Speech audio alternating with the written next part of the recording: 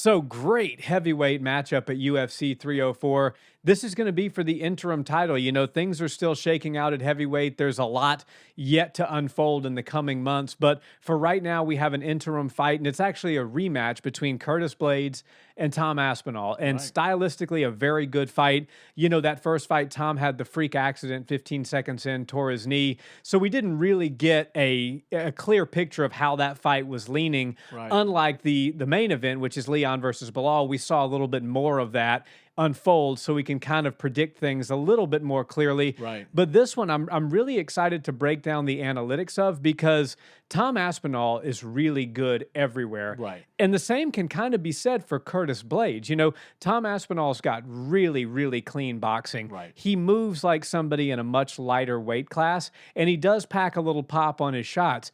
Also has fantastic jiu-jitsu, got great submission skills, but that's going to be tested against Curtis's wrestling, which Curtis is probably one of the best wrestlers at heavyweight and has been for a little while now. Right. So what are your initial thoughts on the fight, and how do you see this one playing out? I love this fight. I think it's a great addition to this already stacked UFC 304.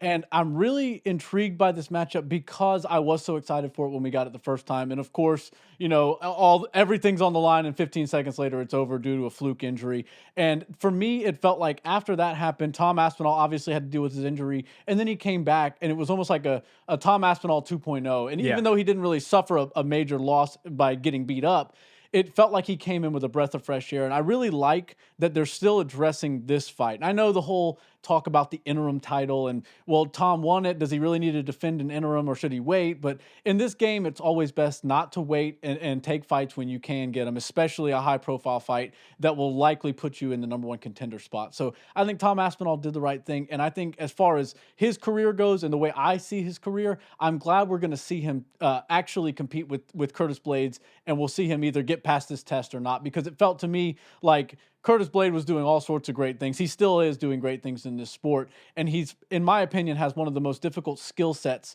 at heavyweight for anybody to compete with. So while Tom Aspinall has been nothing but on fire since he fought Curtis Blaydes and didn't get his hand raised and had that fluke injury, it feels to me like before we can thrust him into actual title fights, maybe it's good to get this one out of the way and get Curtis Blaydes under his belt and get a win over him. So for me, I really like it. The technical analysis, like you said, is very interesting because Curtis Blaydes is a high-level grappler, and a lot of people in the heavyweight division can't keep up with his wrestling paralysis, and they don't know exactly how to deal with him when he can get the fight to the ground. And his biggest kryptonite, because of that, has been single punch knockout power guys like Derek Lewis, Francis Ngannou. Those are pretty much the only guys that are putting Curtis Blaydes out, and they're doing it with one single shot. And while I know Tom Aspinall has a great record, tons of knockouts, and he certainly has enough power to knock somebody out. You know, it takes 3 pounds of pressure on the chin to knock the average human out. So I do think Tom Aspinall has the ability to shut the lights out on Curtis, but not in the same way. And I don't think he will be feared the same as a Derek Lewis or Francis Ngannou, which makes me believe he'll probably try to drag this out a little bit longer than he needs to, or rather a little bit longer than the other guys did. I think he's going to need to pick Curtis apart a little bit, tire him out, really be on the lookout for when Curtis is going to look to shoot, or be on the lookout for when your back gets close to the cage. Because when Curtis gets you there, a lot of people wind up on their back and on the ground. And while we haven't seen a whole lot of jiu-jitsu out of Tom Aspinall, I hear a lot of great things about his grappling and his jiu-jitsu in particular. So I'm interested in seeing this fight play out in all realms of MMA. I'd love to see them stand and strike a little bit, but I'm favoring Tom in that aspect. But I do think Curtis Blaydes has the ability to take Tom to the ground when he wants to and when he needs to. And that'll be a cool wrinkle to see in Tom's game, because he's knocking people out and he's looking really good on the feet. We haven't seen a whole lot of his groundwork, but from what I hear, it's very impressive, very high level. And for heavyweight, it's tricky, it's quick, and he's explosive. So I think Curtis Blaydes is going to have his hands full when he does get the fight to the ground. But I ultimately think Tom's going to control the fight on the feet and then show us a lot of success and a lot of good defense and scrambling when he does get taken to the ground. Yeah, that's a very interesting point that you made there about Curtis Blaydes having the ability to kind of dictate where the fight goes, you know, and because Tom Aspinall, we've seen him kind of come out and command the octagon, even against people like Sergey Pavlovich. Right. You know, even in stepping back, in certain aspects of the fight. He's still controlling the frame, he's still controlling the range, and he gets his reads on Sergey that he got, and then he's able to exploit him with Right. those really clean shots. Minor angle changes. He's Oh yeah, brilliant with that. Go ahead. really good with his footwork, really good, getting in and out, managing distance, and not getting himself in a position to get knocked out. Because you talk about Francis Ngannou, you talk about Derek Lewis, you have to put Sergey Pavlovich in that group of guys that can shut the lights out like that. He's in that level of power For sure. as far as the heavyweight division is concerned. So for me, I see this fight playing out a couple of different ways, and I'm leaning towards Tom Aspinall to win, and here's why. It seems to me that the Achilles heel for Curtis Blaydes is that one punch KO power. He had a lot of trouble with Francis Ngannou. He obviously was completely starched by Derek Lewis. And while I wouldn't say that Tom Aspinall has quite the one punch knockout power that those two gentlemen possess, I certainly think he's a cleaner boxer than both of them. And I think he throws with a higher volume, Right. and he mixes up combinations more than Francis or Derek do. I agree. Francis and Derek kind of have that, 1 point shot. They're looking for it, that uppercut from Derek Lewis. He kind of tracked that from Curtis coming in, and he threw it at the right time, and it was a thing of beauty. Tom can do that, but he's going to do it in a different way. He's going to do it setting up shots. He's going to feint a little bit. He's going to see what you do, and then he's going to put a 2 or 3 punch combination on you that's going to start to hurt you. And I think as soon as Curtis feels that power, I don't see Curtis just getting taken out with one shot in the first round. I see him testing the power a little bit, seeing how he can mix it up on the feet. You have to remember Curtis is a very big man. He's a large body, even for heavyweight. And Tom is in that kind of 240 to 250 range, that Cain Velasquez, Stipe Miocic size heavyweight that we've seen in the past.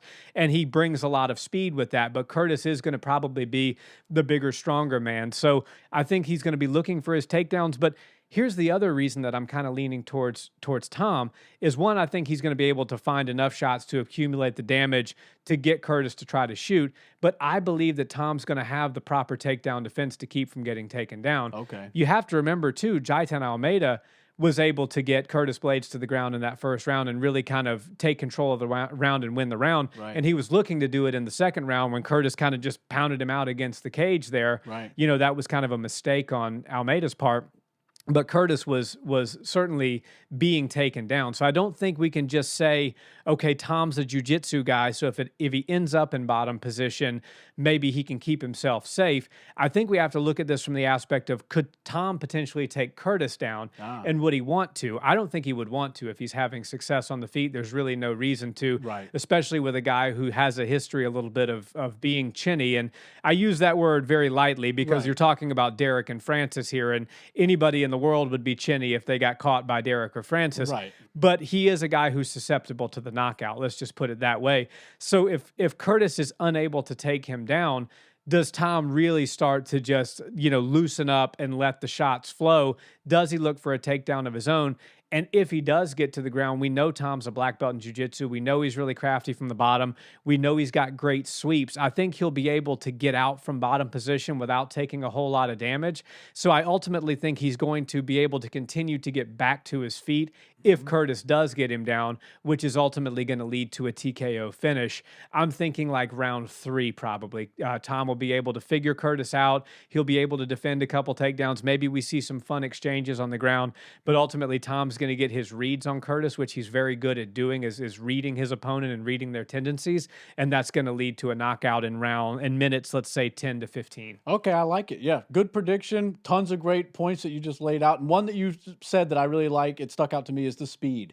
Tom Aspinall is probably the fastest heavyweight on the roster. And I think part of that has to do with the build you were talking about. He doesn't max out at the 265 limit, and he's not a small guy by any means. No. He's very big, but he carries his weight well. He looks athletic. I think there's going to be a new generation of heavyweights that come in with a more athletic frame, and maybe they aren't toeing the line at 265. Maybe they don't have to cut weight at all. But I think that 250 spot, 245, 250 is a real sweet spot when your body is at that level, 6'3", 6'4". It just seems to me like that could probably be the most athletic body for the heavyweight division. And we've seen guys come in with that sort of style and go all the way to be champions, like a Cain Velasquez. So I don't think that Tom's giving up too much, being that he's going to be a slightly smaller guy. When you get to the heavyweight division, everybody's so damn big, so powerful, and they're all good everywhere. So you really do have to sort of look at that as one of those things. Yes, Curtis is going to come in with a little more power, and Tom's going to come in with a little more speed. In my opinion, at heavyweight, everybody's got power, and the person with the speed has the advantage, because if you can